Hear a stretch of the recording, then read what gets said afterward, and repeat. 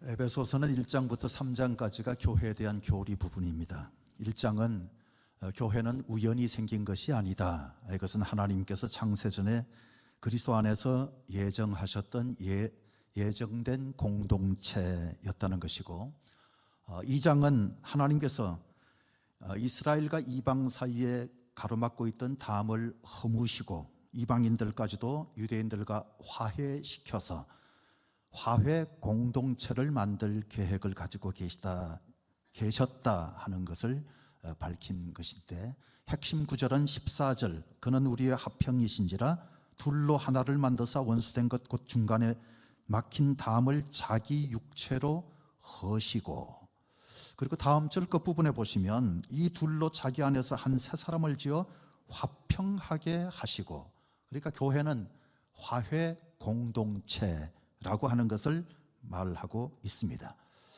그리고 3장에서는 이방인들이 유대인들과 함께 누리게 될 축복이 어떤 것인가 하는 것을 보여주고 있는 말씀인데, 특히 3장 6절에 보면 이는 이방인들이 복음으로 말미암아 그리스도 예수 안에서 함께 상속자가 되고 함께 지체가 되고 함께 약속에 참여하는 자가 됨이라, 그렇게 말하고 있습니다.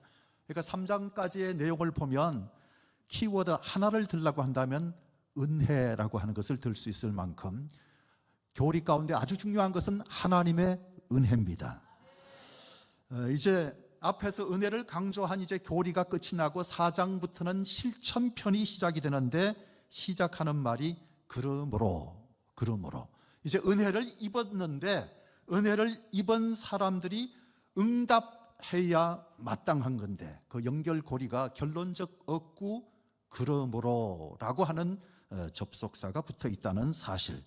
이방인들은 유대인들과 이제 화해가 되어서 함께 하나님의 자녀가 되고 또 함께 하나님의 약속에 참여하게 됐다면 앞으로 어떻게 사는 것이 옳을까, 어떻게 살아야 하나, 이것을 밝혀놓은 것이 바로 실천편의 내용입니다. 키워드는 오늘 본문 같은 경우는 하나라고 하는 단어입니다. 핵심 단어가 하나입니다.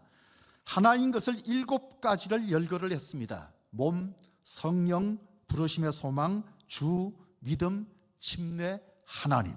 이 7가지를 쭉 열거하면서 이런 것들이 하나다 그랬습니다. 여러분, 하나라고 하는 것은 이 모든 통일의 기초이고 교회가 가진 힘이고 미덕입니다. 그러니까 우리는 한 마음을 가지고 살아가는 사람들. 성경은 창세기 1장에서부터 우리라고 하는 연합, 이것을 끊임없이 강조해 왔다 해도 틀린 말이 아닐 것입니다. 사도행전에서도 우리라고 하는 것은 굉장히 중요한 키워드입니다. 이게 바로 교회 성장의 원동력이 됐습니다. 테레사 수녀가 그런 말을 했습니다. 내가 하지 못하는 것을 당신이 할 수 있고 당신이 할 수 없는 것을 내가 할 수 있다. 그러면서 우리가 함께하면 큰 일을 할 수 있다. 그런 얘기를 마더 테레사가 했습니다. 여러분, 하나 되면 행복하고 하나 되면 교회는 부흥하고, 그리고 교회는 세상을 향한 복음 전파 운동에 힘을 얻게 될 것입니다.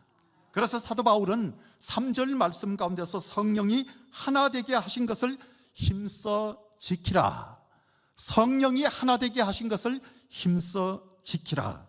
여러분, 오늘 에베소서 15번째 시간인데 이렇게 좀 실천하면서 살라 그러면서 주셨던 첫 번째 말씀, 그게 바로 하나 되라예요. 하나 되라. 오늘 하나 되라라고 하는 주제로 말씀을 나눕니다. 은혜 되시기 바랍니다.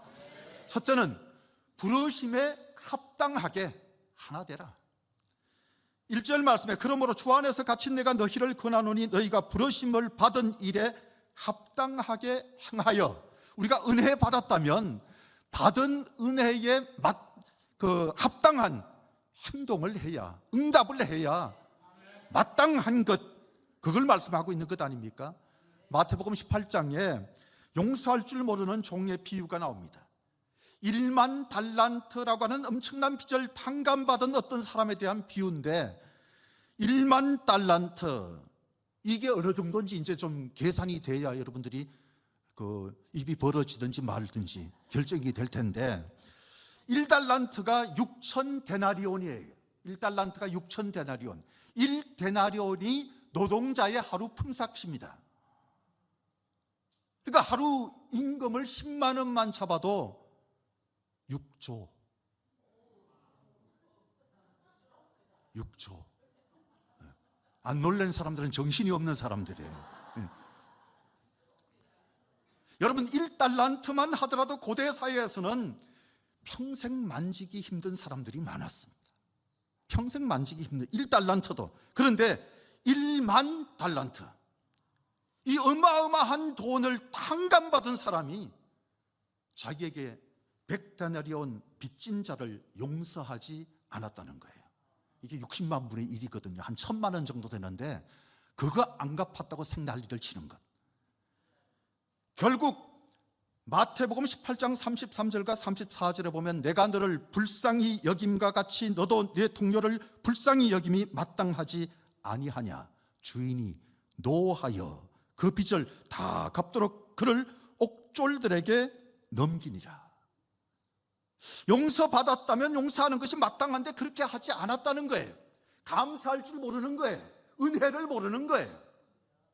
그래서일까요? 사도 바울은 2절 말씀에서 모든 겸손과 온유로 하고 오래 참음으로 사랑 가운데서 서로 용납하고, 여기 겸손, 온유, 오래 참음, 사랑, 용납, 이걸 이제 미덕으로 바울 사도가 제시를 하는데, 겸손은 우리가 잘 알잖아요. 자기를 주장하지 않는 낮은 마음이 겸손이에요. 자기를 주장하지 않는 거예요. 그리고 온유함, 오래 참음, 사랑의 용납, 이런 것은 어떤 인격적인 일치라고 할까요? 그리스도와 닮는 것, 성화를 이루는 겁니다. 그런데 바울은 그 앞에다가 뭘 붙였냐면 모든 겸손, 모든 온유, 오래 참음, 그리고 사랑 가운데 서로 용납하고, 앞에다 모든을 붙였다고 하는 것은 철저하게 낮은 자세로 참고 품어라, 그런 뜻이 있는 것으로 보시면 될 것 같습니다. 여러분, 어른들이 눈깔 사탕 때문에 싸웁니까? 만약에 눈깔 사탕 때문에 아직도 싸운다면 어른이 아니죠. 형제 우애를 우선으로 생각한다면서 조그만 유산 가지고 형제가 서로 다툽니까? 나라의 독립을 위해 싸운 애국지사들, 가정보다 나라를 우선으로 생각하며 지냈습니다. 왜? 더 큰 가치를 아니까. 우리는 물질보다 사람보다 가치, 그리고 이념보다는 진리나 하나님이 훨씬 더 크고 고상함을 알아야 합니다. 바울 사도가 빌립보서 3장 7절 8절에서 무엇이든지 내게 유익하던 것을 내가 그리스도를 위하여 다 해로 여길 뿐더러, 그리스도를 위하여 다 해로 여길 뿐더러. 또 모든 것을 해로 여김은 주 그리스도 예수를 아는 지식이 가장 고상하기 때문이라. 쓸데없는 거 버리는 그런 자세가 아니고, 나에게 유익하던 것들, 너무너무 좋은 것들, 그런 것들까지도 과감하게 다 해로 여기겠다, 그런 자세를 분명히 밝힌 거예요. 그러니까 프라이오리티가 뭔지를 아는 거죠. 우선순위가 뭔지를 아는 거예요. 여러분, 진짜 우선순위를 안다면 시시한 것 때문에 거기에 목을 걸지 않습니다. 얼마든지 낮아질 수 있는 것, 겸손할 수 있는 것, 양보할 수 있는 것, 손해볼 수 있는 것, 그런 마음 가지고 살 수 있는 거거든요. 물론 이게 쉽습니까? 세상에서는 쉽지 않아요. 그런데 그리스도 안에서는 가능한 겁니다. 왜냐하면 그리스도가 어떤 분입니까? 성육신 하셨어요. 이거 사람이 개가 된다는 거하고 똑같아요. 하나님이 사람이 되어서 오신 거예요. 십자가를 안다면 양보 못할 게 없어요. 십자가는 다 내어주신 거잖아요. 목숨까지 내어주신 거잖아요. 바울은 부르심을 받은 일에 합당하게 행하라, 그렇게 말합니다. 부르신 분이 하나님이십니다. 하나님께서 우리를 자녀로 부르셨다면, 영광스러운 그리스도의 몸으로 부르셨다면, 하나님이 거하시는 성전, 하나님 나라의 시민, 하나님의 가족으로 부르셨다면, 이 땅에서 좀 낮은 자세 취하는 것 못할 이유가 없죠. 못할 이유 없죠. 그게 사랑이고 그게 거룩이라면 얼마든지 받아들일 수 있는 것, 여러분 부르심에 합당하게 낮은 자세로 하나 되기를 추구하는 우리 모두가 꼭 될 수 있기를 바랍니다. 두 번째는 성령의 역사하심에 따라 3절에 보니까 평안에 매는 줄로 성령이 하나 되게 하신 것을 힘써 지키라. 유명한 미래학자 존 나이스비트라고 하는 사람이 한 언론사와의 인터뷰에서 이런 말을 합니다. 21세기를 이끌어가는 것은 리더십이 아니라 파트너십이다. 리더십이 아니라 파트너십이다.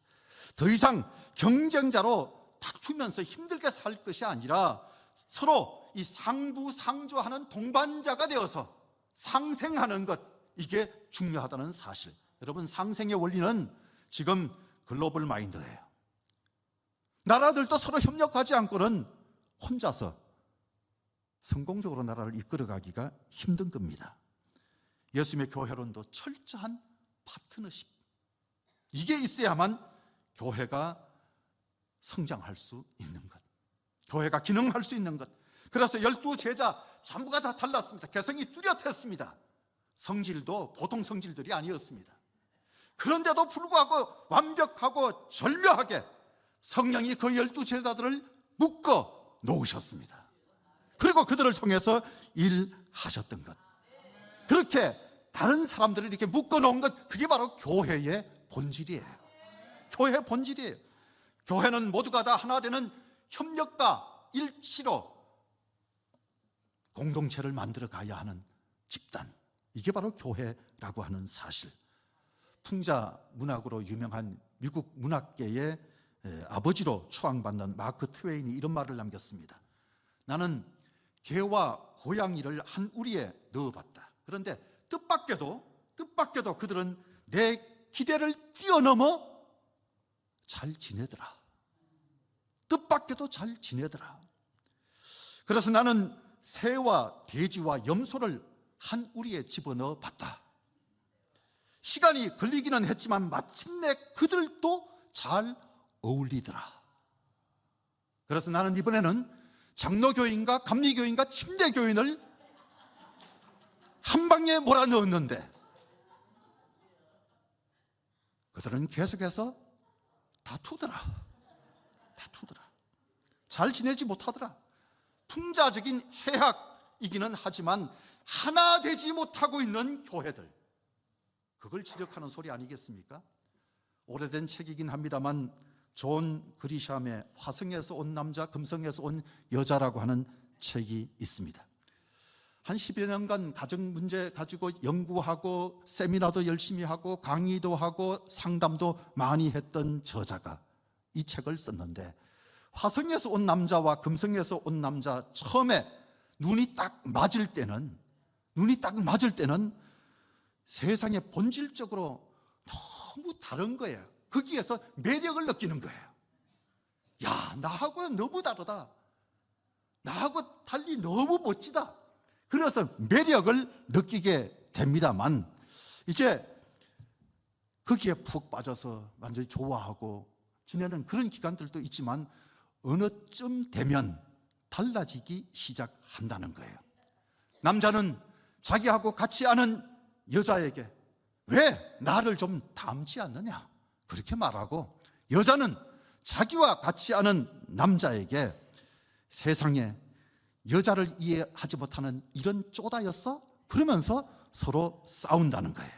여기서 깨닫는 것은 서로 사이가 좋을 때는 하나 되기가 쉽지만 사이가 나쁘면 다른 것만 자꾸 보이면서 화가 납니다. 너무 다른 것만 자꾸 눈에 띄어서 화가 나게 된다는 것. 사이가 좋지 않았던 유대주의자들, 그들은 이방인 교회 아예 인정하지 않습니다. 이방인 교회는 유대주의자들을 율법주의라고 그렇게 비난합니다. 고린도 교회는 아예 아볼로파, 게바파, 바울파 막 파가 나누어져서 서로 갈등했습니다. 그런데 예수님은 사이에 있는 그 모든 담을 허시고, 성령님은 우리를 하나 되게 하시는 분, 하나 되게 하시는 분. 마귀는 갈라지게 하지만 성령은 하나 되게 하시는 분이십니다. 마음속에 뭔가 저 사람하고는, 저 인간하고는 말도 듣기 싫어, 밥도 먹기 싫어, 마귀가 그런 마음을 주는 거예요. 여러분, 함께 밥 먹기를 원치 않는 사람이 이 가운데도 있다면 여러분 같이 먹어보세요. 더 맛있어요. 밥맛이 달라져요. 식욕이 좋아질 거예요. 여러분, 연세 드시면서 잘 드셔야 건강한 건데,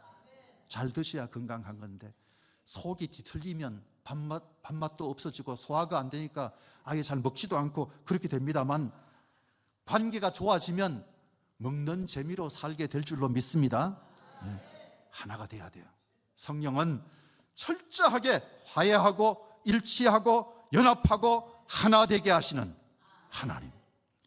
그 성령께서 에베소 지체들을 평안에 매는 줄로 하나 되게 하셨다는 것, 그렇다면 성령의 뜻에 따라서 우리가 살아가야 될 줄로 믿습니다. 성령은 유대인들에게 임하시고 성령은 이방인들에게도 임하셨습니다. 사도행전에 보면 빌립이 사마리아에 가서 복음을 전하고 사도들이 와서 안수를 하자 그곳에 성령이 임했다. 이방인 고넬료의 집에서 베드로가 복음을 전하기 시작하자 성령이 임했다. 에베소 교회 제자들에게 예수님께서, 바울 사도가 말씀을 전가할 때 성령이 임했다. 성령은 경계를 뚫고 역사하시는 거예요. 경계를 뚫고. 이런 스키 드라마가 있었습니다. 컨스트럭션이라고 하는, 건축이라고 하는 주제의 스키 드라마인데 15분 정도 되는 짧은 드라마. 드라마는 몇 명의 젊은이가 한 섬에 도착하면서부터 시작이 됩니다. 그들은 아마 조난을 당해서 표류하다가 그 섬에 도착한 것으로 보입니다. 그런데 섬 한기퉁이에 건축 자재들이 쌓여 있는 것을 봤어요. 그래서 이 청년들이 이제 토론을 시작합니다. 저 자재를 가지고 무엇을 만들 것인가? 한 젊은이가 말합니다. 우리가 어쩌면 꽤 오랫동안 여기 있을 가능성이 있는데 살기 위해서 당장 집을 짓자. 그러니까 한 젊은이가 말하기를, 집을 짓는 것보다 우리가 그래도 가지고 있는 물건들이 좀 있는데, 식품들도 좀 있는데 그걸 보관할 수 있는 창고부터 마련하는 것이 좋지 않겠느냐. 그러니까 다른 또 한 젊은이가 말하기를, 아니, 우리 가운데는 몸이 안 좋은 사람도 있으니까 클리닉부터 만드는 것이 옳아. 그러면서 서로 격렬하게 토론을 벌이는데 갑자기 이상한 소리가 들려요. 그래서 토론을 잠시 멈추고 소리 나는 쪽을 지켜봤더니 자기들이 표류하고 조난당해서 거기 와 있는 그 섬에 가까운 한 섬이 눈에 띕니다. 그쪽에서 나는 소리예요. 그쪽에서 나는 소리. 그러자 다시 이제 격렬한 토론이 시작되는데, 그 토론은 다른 게 아니었어요. 저 섬에 있는 사람들이 우리가 여기 조난당해서 와 있는 줄 알고 우리를 습격해 올 가능성이 있는데 대비를 해야 되지 않겠느냐. 저 건축 자재 가지고 딴 것 할 것 없이 벽을 쌓아야 한다. 우리가 보호를 받아야 되지 않겠느냐. 그래가지고 열심히 의기투합해서 벽을 쌓기 시작합니다. 이제 벽이 거의 완성되어 갈 쯤에 또다시 이상한 소리가 납니다. 그 소리는 바로 건너편에 있는 섬에서 한 청년이 급하게 이 섬으로 도착해서 이제 막 자기들이 있는 곳으로 오는, 그것으로 인해서 들리는 소리. 이제 가까이 접근하는 것을 싫어했던 이 젊은이들이 빨리 저 사람을 체포하자. 그래가지고 그 사람을 체포를 합니다. 너는 누구냐? 그러니까 나는 이 섬과 저쪽에 있는 저 섬의 주인이 우리 아버지인데 우리 아버지는 양쪽에다 건축 자재를 쌓아놓고 두 섬을 연결하는 다리를 놓기를 원했는데 당신들이 지금 엉뚱한 벽을 쌓고 있길래 당장 중단하라고. 이것은 다리를 놓기 위해서 쌓아둔 건축 자재, 그걸 알리기 위해서 왔어. 그랬더니 저놈은 수상한 놈이다, 저놈을 죽여야 한다. 그래서 다 같이 죽이자. 그럴 때 갑자기 온 천지가 다 깜깜해집니다. 어둠이 덮여버려요. 그리고 한참 있다가 어둠이 그치면서 그 잡힌 청년이 십자가에 달려있는 모습으로 스키 드라마는 끝이 납니다. 여러분, 예수님은 하나님과 사람 사이에 가로막고 있는 담을 허물기 위해서 이 땅에 오셨습니다. 예수님은 그 담을 허물기 위해서 십자가를 지셨습니다. 그런데 사람과 사람 사이에도 다리를 놓기 위해서 예수님이 이 땅에 오셨고, 성령은 평안에 매는 줄로 하나 되게 하시려고 역사하시지만, 심지어 교회 성도들까지도 다리 놓기보다는 벽 쌓기에 바쁜 인생을 살고 있습니다. 우리 한국 사람들의 최고의 약점이 뭡니까? 대한민국 사람의 최고의 약점은 사촌이 논을 사면 배가 아픈 거예요. 그죠? 사촌이 논을 사면 배가 아픈 거예요. 유별나게 라이벌 의식이 너무 강한 거예요. 너무 강한 거예요. 내가 하면 로맨스지만 남이 하면 불륜이에요. 그죠? 내가 해외여행 가면 여가 소년이지만 남들이 해외여행 자꾸 가면 과소비한다고. 내가 길을 건널 때는 차가 멈춰야 하지만 내가 운전할 때는 보행자가 멈춰야 된다고 생각하는 게 한국 사람. 우리는 벽 쌓기에 너무 익숙한 모습으로 삶을 삽니다. 교회 안이나 교회 밖이나 그저 열심히 벽 쌓는 것 때문에 갈등하는 사회, 갈등하는 교회들도 많이 있는 것을 봅니다. 우리는 하나 되어야 합니다. 하나님은 모세가 혼자 일하도록 내버려 두지 않으셨습니다. 하나님은 모세에게 아론을 붙여주셨고, 하나님은 모세에게 여호수아를 붙여주셨고, 그리고 다른 스텝들을 붙여주셨습니다. 사도 바울에게도 마찬가지였습니다. 하나님은 사도 바울에게 바나바를 붙여주셨고, 디모데를 붙여주셨고, 누가를 붙여주셨고, 가는 곳에서마다 동력자들을 세워주셔서 그를 돕게 만들어 주셨습니다. 예수님도 12제자와 함께 사역하셨습니다. 12제자뿐만 아니라 70명을 다시 묶어서 그들도 역시 팀워크를 이루고 같이 일하게 만들어 주셨습니다. 초대교회 사도들도 7분의 집사님들을 세워서 그들과 함께 사역했습니다. 함께 해야 합니다. 함께 해야 합니다. 우리 모두가 하나 되어서 이 어려울 때일수록 하나 되어서 교회 부흥을 위해서, 나라의 발전을 위해서 힘을 모아야 할 것입니다. 세 번째, 힘써 지키며 평안에 매는 줄로 성령이 하나 되게 하신 것을 힘써 지키라.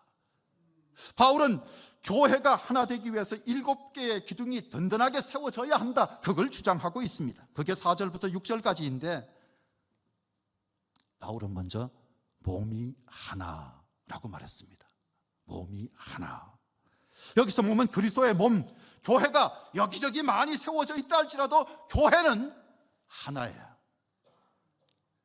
교파에 따라서 달라져서는 안 되는 것이고, 교회는 머리가 그리스도, 교회 머리는 그리스도, 한 몸이다 하는 것이고, 성령이 한 분이라고 했습니다. 교회에 임하시고 우리를 위해서 기도하고 우리에게 은사 주시고 열매 맺게 해주시는 성령, 그 성령이 바로 한 분이시다. 소망이 하나라고 했습니다. 비전이 하나라고 해도 될 것 같습니다. 하나님 나라라고 하는 공동의 소망, 같은 비전을 품고 그렇게 나아가는 공동체가 되어야 한다는 말씀입니다. 네 번째, 주도 하나, 주도 하나. 여러분, 우리에게 예수 그리스도 외에 다른 주님은 없습니다. 예수 그리스도 외에 다른 주님은 일체 없습니다. 아침 이슬도 주가 아닙니다. 아침 이슬? 뭐 처음처럼? 참 이슬? 소주 이름이에요. 소주 이름이에요. 그런 것도 주가 아니죠. 믿음도 하나, 믿음도 하나. 우리는 예수 그리스도를 믿는 믿음으로 공동체를 만든 거예요. 그렇죠? 다른 이름으로 모인 게 아니잖아요. 침례도 하나, 성부, 성자, 성령의 이름으로 우리는 침례를 받은 거예요. 다른 이름으로 뭐 침례 받지 않았습니다. 하나님도 한 분이시다. 하나님은 삼위일체 하나님. 그렇죠? 교회는 삼위일체 하나님 안에서 철저하게 하나가 되어야 합니다. 바울은 성령이 하나 되게 하신 것을 힘써 지켜라. 예수 안에서 우리가 한 가족이기 때문에 철저하게 지켜야 돼요. 저는 중3 때 교회를 처음 다녔는데 교회 나가서 가장 어색한 것 중에 한 가지가, 정말 어색한 것 중에 한 가지가 하나님을 아버지라고 부르는 거였습니다. 우리 아버지가 집에 계신데 교회 오니까 여기저기서 자꾸 하나님을 아버지라고 그래요. 나도 하나님을 아버지라고 불러야 하나? 나는 그런 사람이 아니야. 아무나 아버지라고 안 불러. 나는 우리 아버지가 계신데. 그래서 하나님을 아버지라고 부르는 게 처음에 너무너무 어색했어요. 그렇다고 혼자 아저씨라고 부를 수도 없고 참 힘든 때가 있었습니다. 그런데 우리는 모두가 다 하나님을 아버지라고 부르는 가족 공동체가 된 거예요. 하나님을 아버지라고 부르는 거예요. 하나님을 아버지. 하나님이 아버지시라면 하나가 돼야 마땅한 것. 가족이니까. 이게 바로 교회 생활의 기본이고 복된 교회 생활의 지침입니다. 기러기들이 날아갈 때 보면 V자 형태로 날아가죠. 그렇죠? 그 형태로 날아갑니다. 때를 지어서 날아가는데 그렇게 이동을 하면 한 70% 이상 더 갈 수 있다는 거예요.